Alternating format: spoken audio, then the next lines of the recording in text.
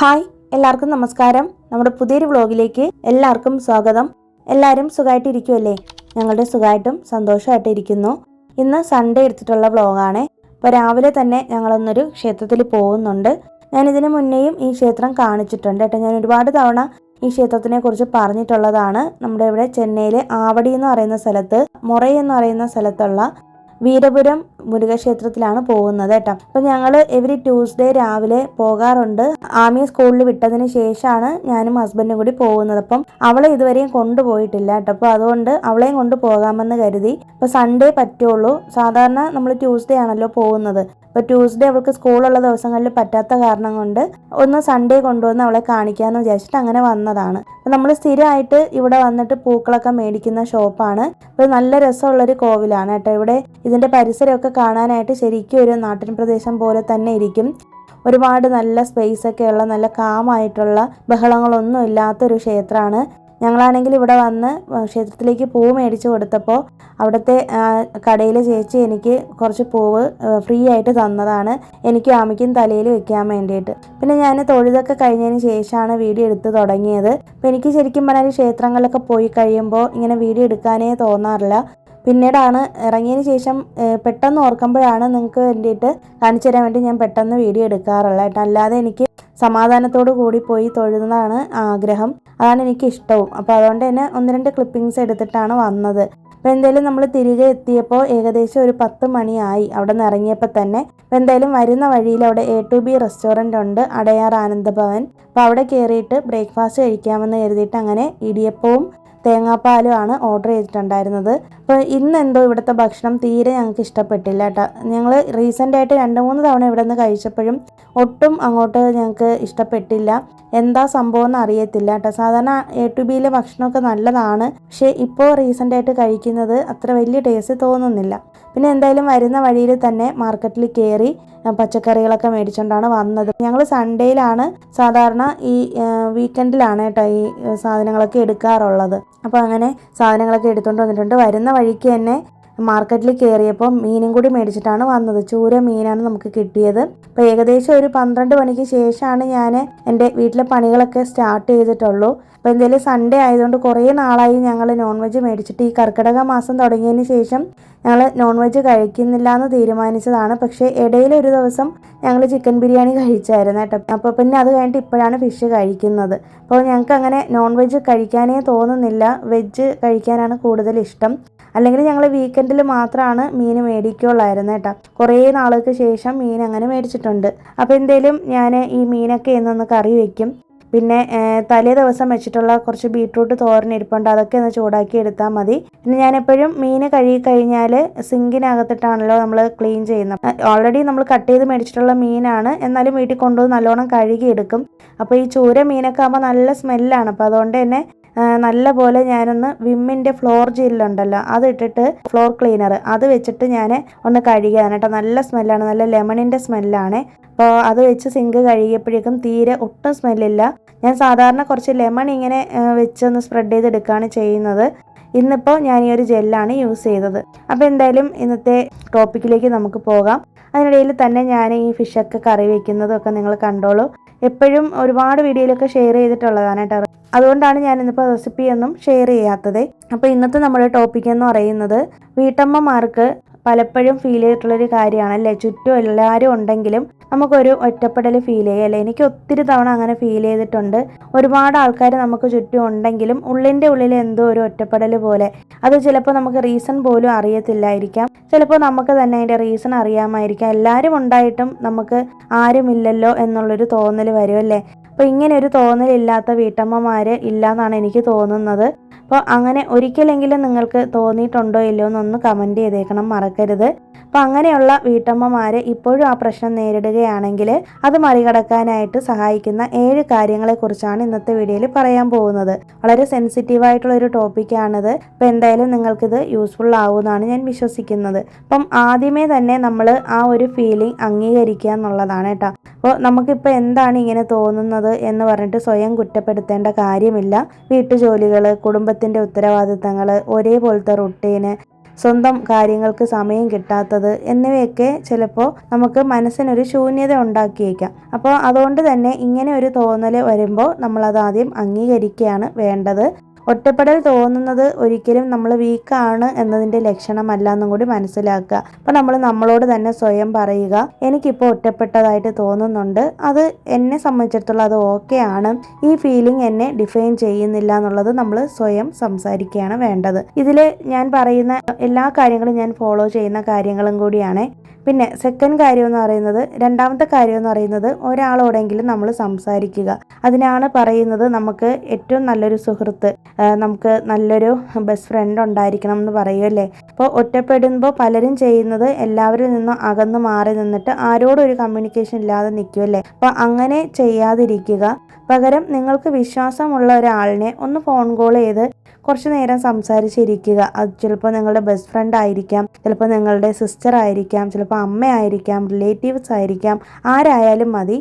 പിന്നെ വലിയ കാര്യങ്ങളൊന്നും സംസാരിക്കണമെന്നൊന്നുമില്ല, എന്താണ് വിശേഷം എന്നൊക്കെ ചോദിച്ച് ചെറിയൊരു സംഭാഷണം പോലും നമ്മുടെ മനസ്സിൻ്റെ ഒരു ഒറ്റപ്പെടലിനെ മറികടക്കാനായിട്ട് സഹായിക്കും കേട്ടോ. ഞാൻ അങ്ങനെ ചെയ്യാറുണ്ട്. എനിക്ക് ഒത്തിരി വിഷമം വരുന്ന സമയത്ത് അല്ലെങ്കിൽ ഒറ്റപ്പെട്ടു പോകുന്നു എന്ന് തോന്നുന്ന സമയത്ത് ഞാൻ എൻ്റെ ബെസ്റ്റ് ഫ്രണ്ടിനോട് സംസാരിക്കാറുണ്ട്.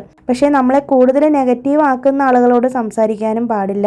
നമ്മുടെ മനസ്സിന് സമാധാനം തരുന്ന ആളുകളെ വേണം നമ്മൾ വിളിക്കാൻ വേണ്ടിയിട്ട്. നമ്മൾ ഓൾറെഡി ഒരു ഫീലിങ്ങിൽ ഇരിക്കുകയാണല്ലേ, അപ്പോൾ അതിനിടയിൽ നമ്മൾ പോയി സംസാരിക്കുന്ന ആളും അങ്ങനത്തെ ഒരാളാണെന്നുണ്ടെങ്കിൽ അതും നമ്മൾ സൂക്ഷിക്കണം. അപ്പോൾ സൂക്ഷിച്ചും കണ്ടും മാത്രം നമ്മൾ ഈ സന്ദർഭങ്ങളിൽ ആളുകളെ വിളിക്കുന്നതിൽ തിരഞ്ഞെടുക്കുക.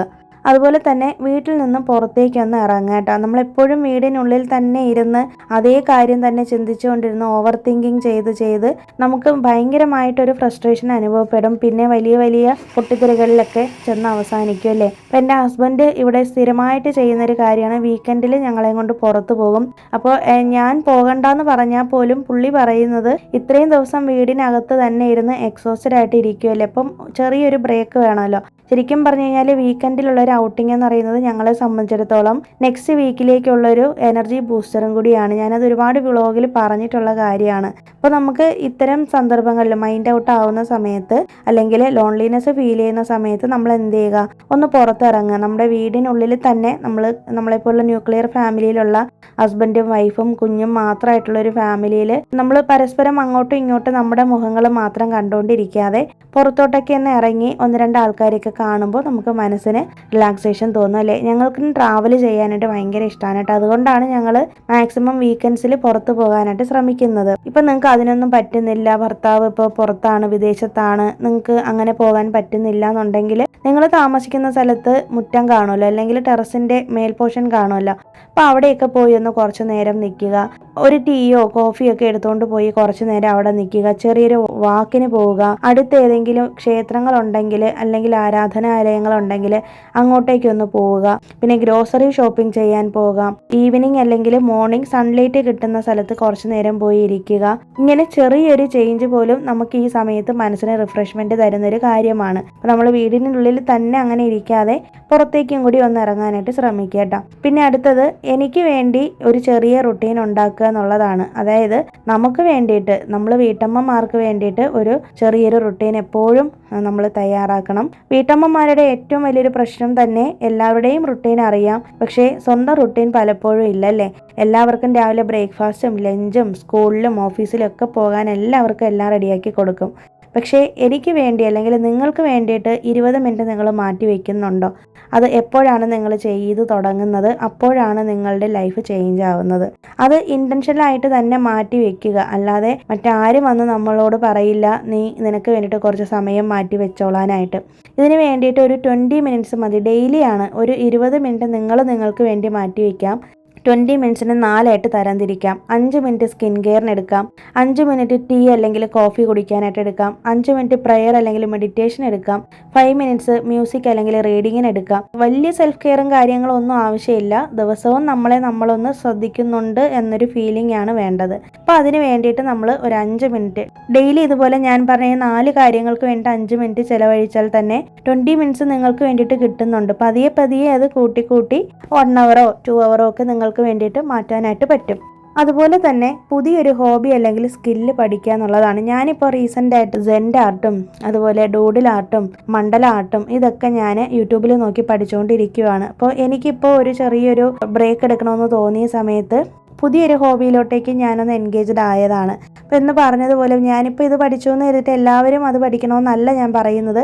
നിങ്ങളുടെ കഴിവ് എന്താണോ അത് കണ്ടെത്തിയിട്ട് അതിന് വേണ്ടിയിട്ട് കുറച്ച് നേരം നിങ്ങൾ സമയം മാറ്റി വയ്ക്കുക.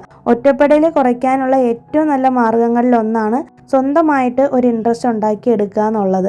അത് എന്ത് കാര്യം വേണമെങ്കിലും ആവാം. കുക്കിംഗ് ആവാം, ഗാർഡനിങ് ആവാം, സ്റ്റിച്ചിങ് ആവാം, റീഡിങ് ആവാം, photography, editing, crafting, exercise, content creation, ഞാൻ ചെയ്യുന്ന പോലെ യൂട്യൂബിലുള്ള ക്രിയേറ്റീവായിട്ടുള്ള കോണ്ടൻസുകൾ ക്രിയേറ്റ് ചെയ്യാം. അപ്പോൾ എന്ത് വേണമെങ്കിലും ആകാം. അപ്പോൾ എനിക്ക് സമയമില്ല എന്നൊക്കെ നമുക്ക് തോന്നാം. നമുക്ക് സമയമില്ല എന്ന് പറയാനും നല്ല എളുപ്പമാണ്. പക്ഷേ നമ്മൾ മറ്റുള്ളവർക്ക് വേണ്ടിയിട്ട് എത്രയോ കാര്യങ്ങൾ ചെയ്യുന്നുണ്ടല്ലേ ഡെയിലി. അപ്പോൾ നമുക്ക് വേണ്ടിയിട്ട് ഒരു 15 മിനിറ്റ് പോലും ചിലവഴിക്കാനില്ല എന്ന് പറഞ്ഞാൽ പിന്നെ നമ്മുടെ ജീവിതം കൊണ്ട് എന്തർത്ഥമാണോ ഉള്ളതല്ലേ.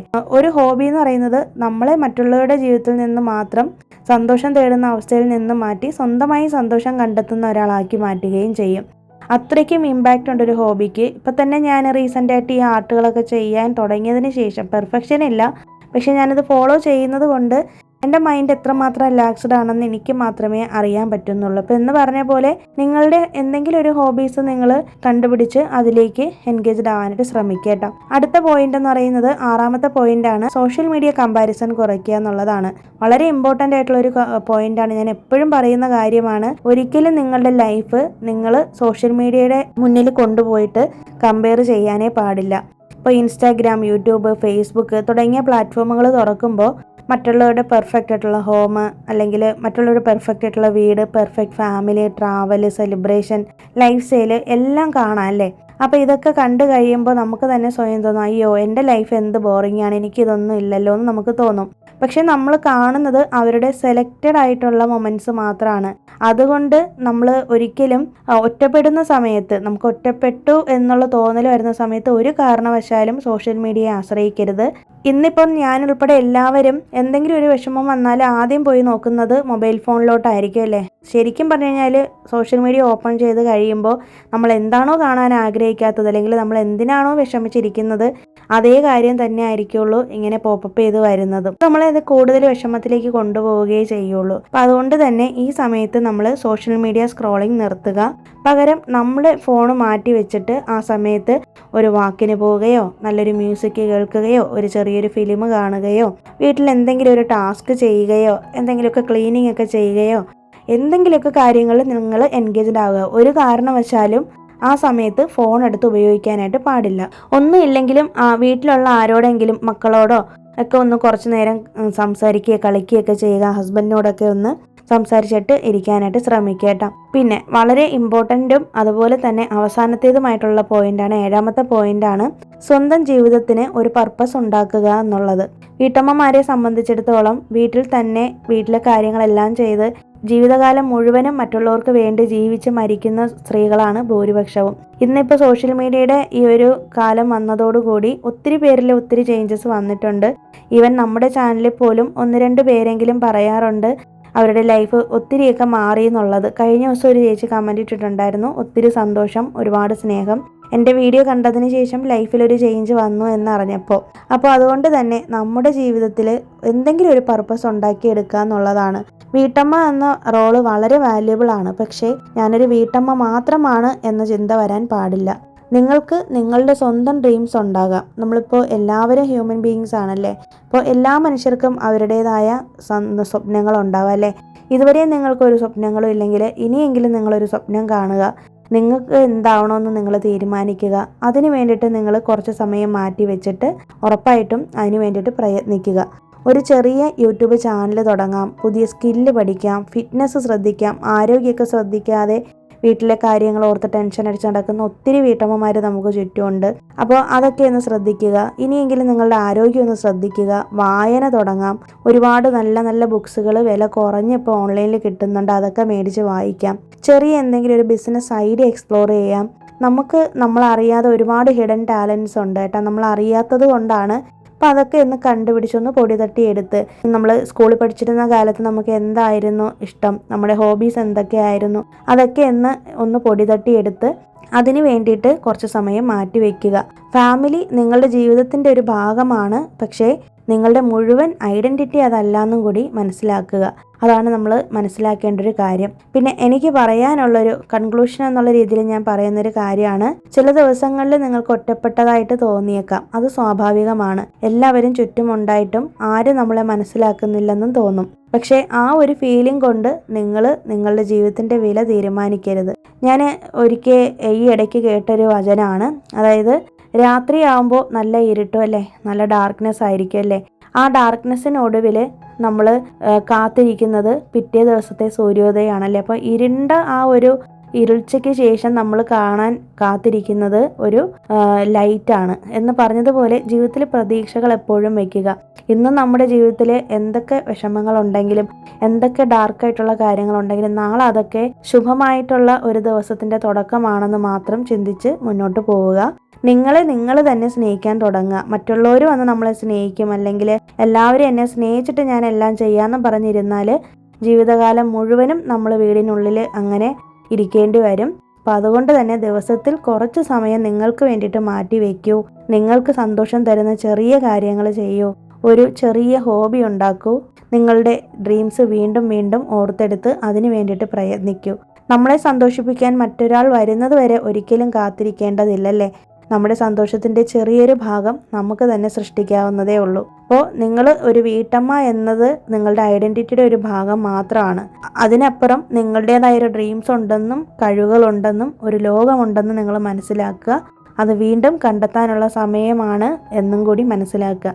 അപ്പോൾ ഈ ഒരു വീഡിയോ നിങ്ങളുടെ പഴയ ആ ഒരു കഴിവുകളൊക്കെ പുറത്തെടുത്ത് നിങ്ങളുടെ സ്വപ്നങ്ങളൊക്കെ യാഥാർത്ഥ്യമാക്കാനായിട്ട് സഹായിക്കും എന്നാണ് എൻ്റെ വിശ്വാസം. തീർച്ചയായിട്ടും ഈ വീഡിയോ കാണുന്ന ഓരോരുത്തരുടെയും ലൈഫിൽ ചേഞ്ചസ് വരട്ടെ. ചെറിയ കാര്യങ്ങളാണെങ്കിൽ പോലും നിങ്ങൾക്കിപ്പോൾ ചെറിയ എന്തെങ്കിലുമൊക്കെ ഹാബിറ്റ്സുകൾ, ബാഡായിട്ടുള്ള ഹാബിറ്റ്സുകൾ ഉണ്ടാവാം, അതൊക്കെ നിങ്ങൾ മാറ്റുക.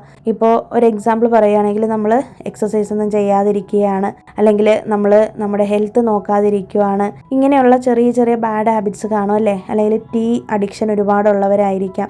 അപ്പോൾ ഞാനൊരു എക്സാമ്പിളാണ് പറയുന്നത്. അപ്പം ഇതൊക്കെ നമുക്ക് മാറ്റി തുടങ്ങാം. കുറേശ്ശെ മാറ്റി ഒരു വലിയ ഒരു മാറ്റത്തിലേക്ക് തന്നെ പോകാം.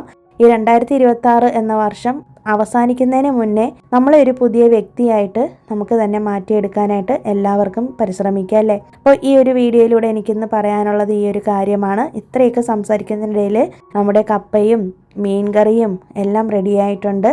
പിന്നെ തലേ ദിവസത്തെ ബീട്രൂട്ട് തോരനും വെച്ചാണ് നമ്മളിന്ന് ഭക്ഷണം കഴിക്കുന്നത് കേട്ടോ. അപ്പോൾ ഇത്രയേ ഉള്ളൂ ഇന്നത്തെ വീഡിയോ. ഈ ഒരു വീഡിയോ നിങ്ങൾക്ക് ഇഷ്ടമായി, യൂസ്ഫുൾ ആയി എന്ന് വിശ്വസിക്കുന്നു.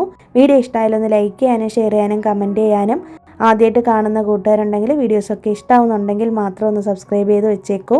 പുതിയൊരു വീഡിയോ ആയിട്ട് നമുക്കിനി മൺഡേ വീണ്ടും കാണാം. അതുപോലെ തന്നെ ഹൈപ്പ് ചെയ്യാത്തവരൊന്ന് ഹൈപ്പ് ചെയ്ത് വെച്ചേക്കണേ. പുതിയൊരു വീഡിയോ ആയിട്ട് മൺഡേ നമുക്കിനി വീണ്ടും കാണാം. അതുവരേക്കും എല്ലാവർക്കും ബൈ. Thanks for watching.